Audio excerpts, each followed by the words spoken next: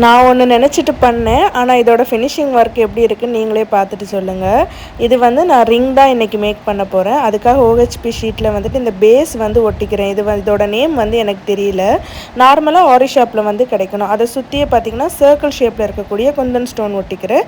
அதையும் சுற்றி பார்த்துக்கிட்டிங்கன்னா இந்த ஸ்டோன் மாதிரி இருக்கிற லேஸ் ஒர்க்கு அதுவும் வந்து ஒட்டி எடுத்துக்கிறேன்.